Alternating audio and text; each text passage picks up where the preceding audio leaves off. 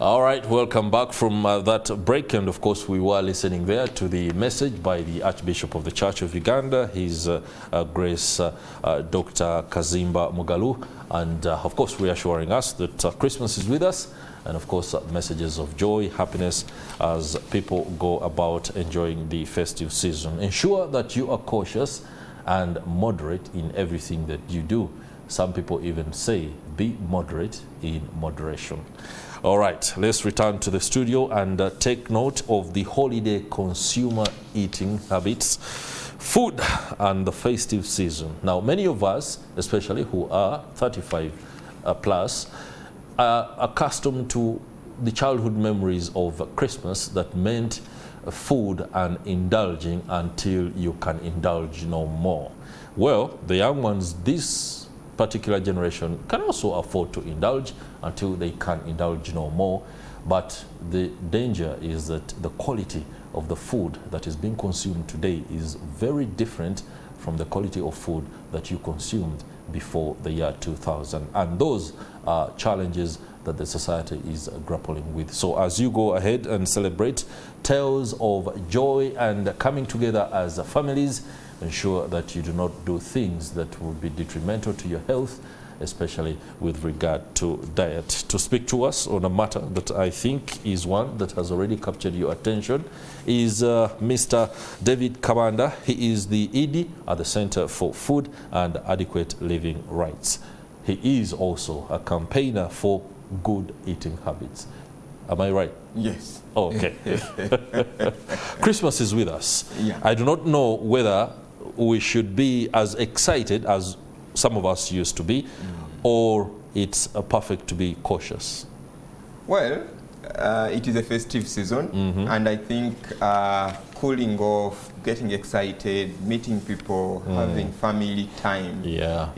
This is the time. We have had 12 months of running up and down, working so hard, of stress, not only for older people, but also children. They have been in school. We have too much expectation sometimes, and it causes a lot of stress. So I think this is the time when we cool down, you know, have moments of joy, join as families, as communities. It is okay. I think it's pretty, that should be fine. It's part of life. Yeah. Yes. Yeah. No doubt. As we shall be doing that, eating and drinking is very much going to be a part of the routine.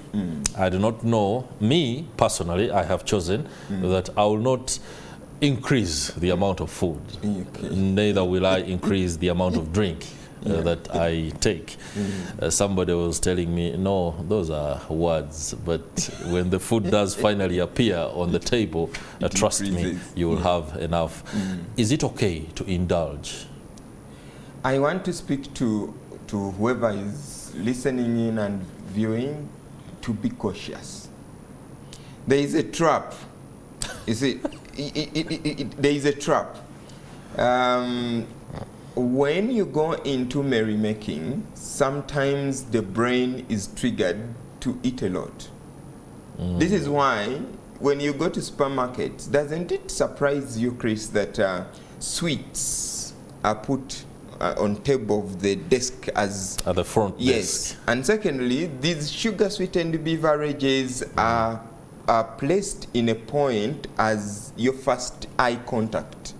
It is intentional. No, me, I've always thought that the sweets and all these other small sweeteners, so as you describe them, are to get away with the small change that they can't find. If they can't find 200 shillings, the guy can conveniently say, could you take the sweet? Not necessarily. You see, the food industry globally thrives so much on sugar. So the moment you take that sweet, you subconsciously don't know, but it creates in you an urge, and it is addictive. Many people do not know. This is why we now come up to tell people and speak to them that, okay, we are now going into the festive season, but be extremely careful. I want to speak to you, dear Ugandans.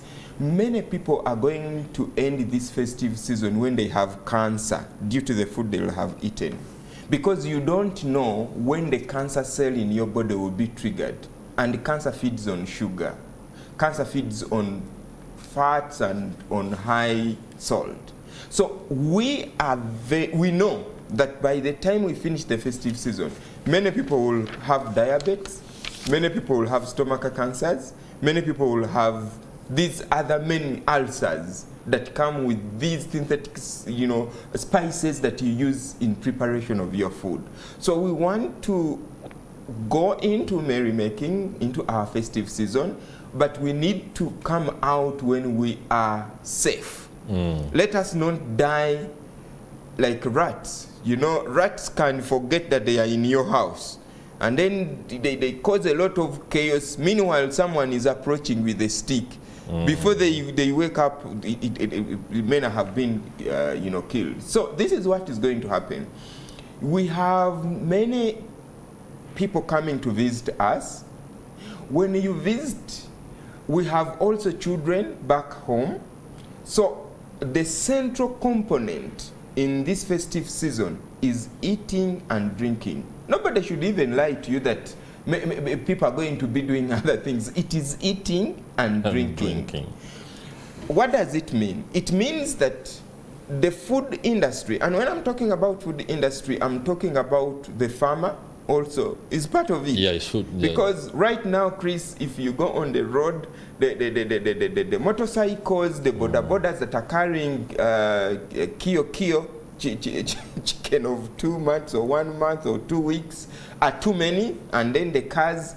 So the farmer is taking this as an advantage. So you need to be very careful, because whatever you go to buy in the market, we already have statistics that 94% of the food we have in the market is contaminated.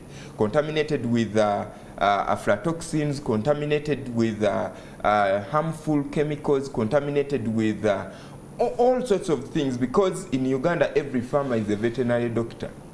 They can treat their animals. We do not have regulation up to that level. And secondly, in Uganda still, we do not have a farm gate policy. Anyone, including you who is looking at me, if you have something that you want to sell, if you went to the market now, you can sell. In fact, you can even put it at the roadside. Have you seen people putting up their hands when we are driving? You can stop and buy. Yeah. So there is no regulation. And I'm not saying that you should start it today, because even if you try, you can't. So I only want to talk to Ugandans, be cautious. If you can buy from trusted sources, it is okay. If you can buy or eat from your own garden or from your place, that is okay. Then from that, we have producers or processors. Many people are going to be taking these fizzy drinks, the sodas.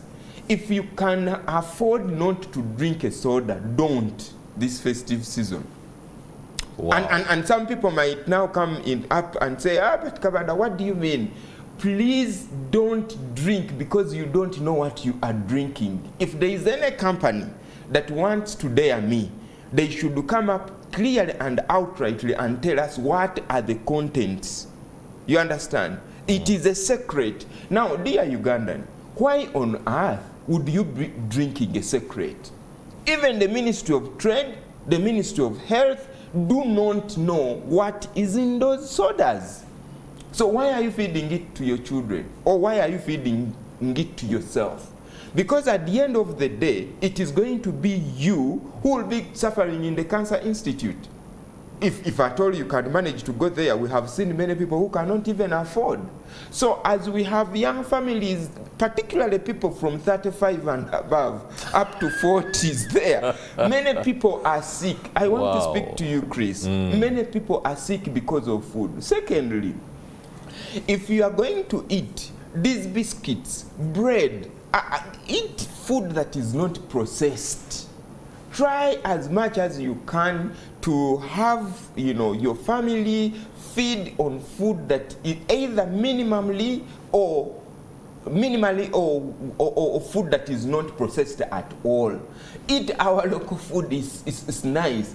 Did you hear that in Kenya, people were feeding on rice that, at least for them, they cared. The Kenya Bureau of Standards came up and they said we must recall the rice that is being sold to the people. Here in Uganda, I have not seen that the samples are being made. Maybe UNBS should come up and tell us, be very careful. Rice has never been our food, you Ugandans. Rice has never been our food. Mr. Kabanda, yes. What are you talking about? Rice is not our food. I grow rice in Butaleja. My father grew rice in Butaleja. My grandfathers also did the same. It is okay. They may be growing it. Do you want to suggest that when the people in Busoga grow sugar cane, then sugar cane has it's bigger? You see, there are many things that have been introduced here. Okay. We grow palm oil in Kalangala. Is it our crop? And if you asked me today to point to oil, they export it. So I want to speak to you, even in Butaleja, there is food that will not kill you. You see, many Ugandans don't even know how to prepare rice. In countries that eat rice, you'll never find them get rice, cook it the way it is, that white stuff, and eat it. They eat vegetable rice. If you pick three seeds of rice, at least a third must be vegetable. But here, people just put everything in the saucepan and eat that white thing. Yes. 3 seeds of rice. Yes. Just explain this whole thing. I want to explain. Because at the end of the day, you mean we shall, if somebody wants to cook a kilogram of rice, yes, for the family, yes, that should come with other 2 kilograms of vegetables. Dodo in rice. Dodo in rice. Tomatoes in rice. Right. Cabbages in rice. Then you are feeding at least you are feeding your people well. But you see, many Ugandans want it white, you know. Then from that, from that angle, of course, many people have been asking me, you are telling us not to eat rice. What should we do? Because our children love rice. But I'm telling you, your children, you are the leader in that house. What you choose to put in your house. And now, another thing, as we go into the festive season, we have the prices. The prices are high. Of foods and stuff. As we talk about people who have access, you saw in the papers that half of the women in Kampala are obese because they overeat. There is access to food. But there are many people who do not have food. Almost 40% of Ugandans do not have access to food. So I know many of you are going to go to the villages, and don't take your poverty there.